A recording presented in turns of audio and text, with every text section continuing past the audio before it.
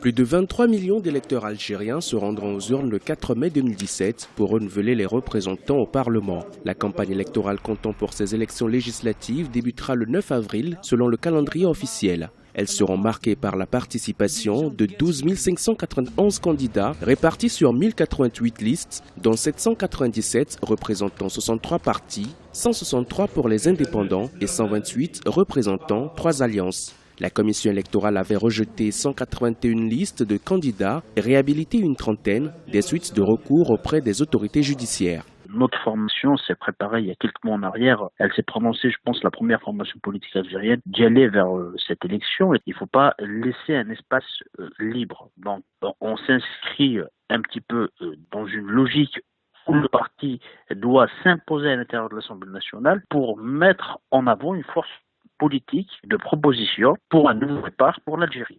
À l'approche du démarrage officiel de la campagne électorale qui se déroulera du 9 au 30 avril 2017, les formations politiques affichent une grande détermination à séduire le maximum d'électeurs encore indécis. D'autres partis et personnalités politiques de l'opposition ont décidé, quant à eux, de boycotter le scrutin, notamment la formation Talaï El Houriat d'Ali Benflis et Dil Jadid de Soufiane Dilali.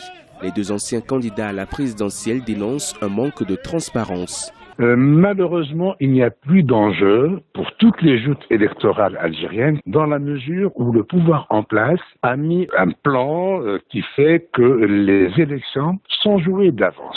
Et cette fois-ci, les choses ont dépassé toutes les limites dans la mesure où la vente, le marchandage notamment des listes électorales a atteint un point où l'électeur algérien a compris qu'il n'a plus de rôle à jouer en participant à ces joutes électorales.